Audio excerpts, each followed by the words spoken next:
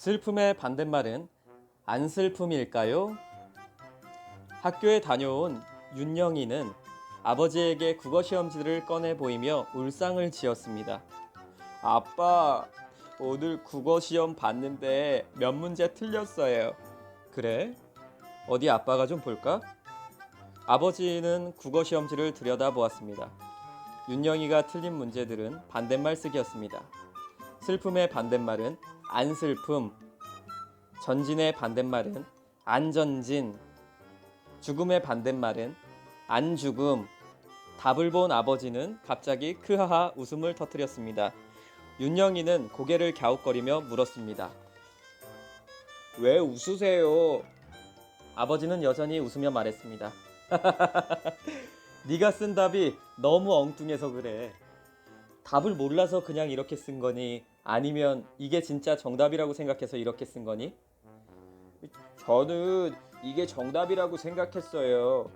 선생님께서는 슬픔의 반대말이 기쁨이라고 하셨지만 곰곰이 생각해보니 어쩐지 그건 반대말이 아닌 것 같았어요. 슬픈 감정하고 반대되는 감정은 하나도 안 슬픈 감정이 아닌가요? 아버지는 고개를 끄덕였습니다. 그래, 네 생각도 일리는 있구나. 하지만 아빠 생각에는 네가 문제의 뜻을 잘못 짚은 것 같아. 어째서요? 네가 생각한 건 반대되는 말이라기보다 모순되는 말이라고 하는 게 더 정확할 거야. 윤영이는 고개를 갸웃했습니다. 모순되는 말이요? 그래, 낱말들 가운데는 반대 관계인 낱말도 있고 모순 관계인 낱말도 있어. 반대 관계? 모순 관계? 좀 어려운데요. 그게 어떻게 달라요? 그럼 쉬운 예를 들어볼까? 시다의 반대말은 검다지? 그러면 시지도 검지도 않은 색깔에는 어떤 게 있지? 구야, 빨강, 노랑, 파랑, 초록. 그래, 맞았어. 그러면 네 식대로 희다의 반대말을 안희다라고 해보자. 희지도 않고 안 희지도 않은 색깔에는 어떤 게 있겠니? 회색 아닌가요? 그건 희지 않은 색깔이잖니. 그럼 흰색은요? 그건 안 희지 않은 색깔이잖니.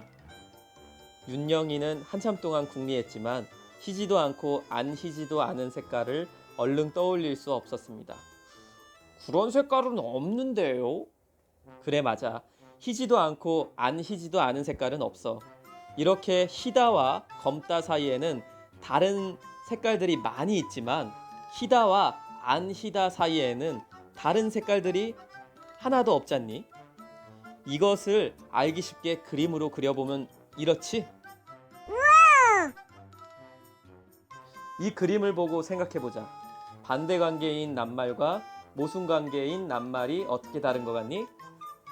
반대관계인 낱말보다 모순관계인 낱말이 범위가 더 넓어요. 그래, 맞았다. 모순관계인 낱말에는 두 낱말 사이에 다른 낱말들이 낄 여지가 없지? 네, 정말 반대관계인 낱말하고는 다르네요. 아버지는 다시 국어시험지를 펼쳐 들었습니다. 그럼 이제 시험 문제 좀 볼까? 안슬픔은 슬픔과 반대되는 관계 낱말일까? 모순관계인 낱말일까? 모순관계인 낱말이에요. 그래, 맞았다. 그럼 그림으로 그려볼까? 문제에서 요구된 건 반대말이니까 이때는 기쁨이라고 쓰는 게 옳겠지? 네, 이제 알겠어요, 아빠. 윤영이는 아버지가 한 식으로 그림을 그려보더니 고개를 갸웃거렸습니다. 근데 아빠, 이건 좀 이상한데요? 죽음과 반대 관계인 낱말하고 모순 관계인 낱말을 그림으로 그렸더니 이렇게 되었어요. 아버지는 그림을 들여다보았습니다. 그래, 윤영이가 아주 좋은 발견을 했구나. 낱말들 가운데는 이렇게 반대 관계인 낱말과 모순 관계인 낱말이 완전히 똑같은 경우도 있어. 이를테면 삶과 죽음, 여자와 남자, 위와 아래, 왼쪽과 오른쪽, 이런 것들은 반대 관계인 낱말이면서 모순 관계인 낱말이기도 하지. 이런 낱말에는 또 어떤 게 있겠니? 동쪽과 서쪽, 자석의 북극과 남극, 동물과 식물. 잠깐만, 동물과 식물은 좀 다른 것 같은데. 이를테면 동물도 식물도 아닌 바위나 쇠 같은 광물도 있잖니.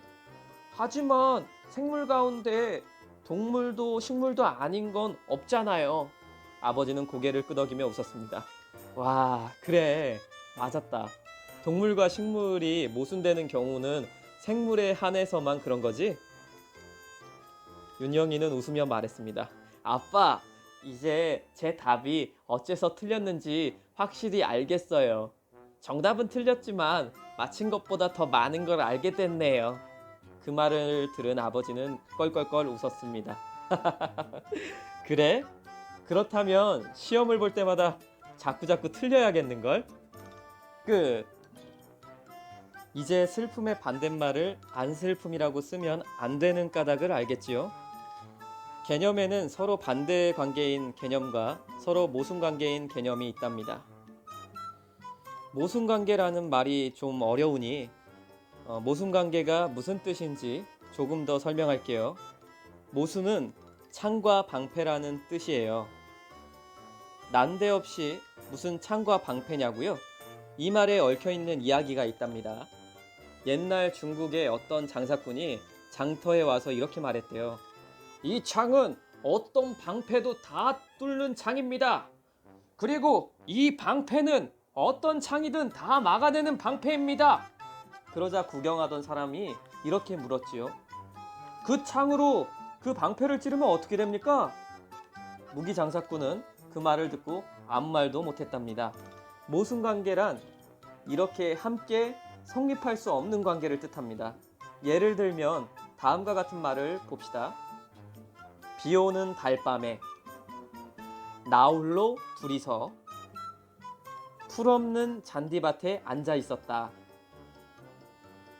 비가 오는 밤, 달이 뜬 밤, 홀로 있다, 둘이 있다, 풀이 없는 곳, 잔디밭. 어때요? 이것들이 함께 성립할 수 있나요? 이것은 죄다 모순되는 말이지요? 끝.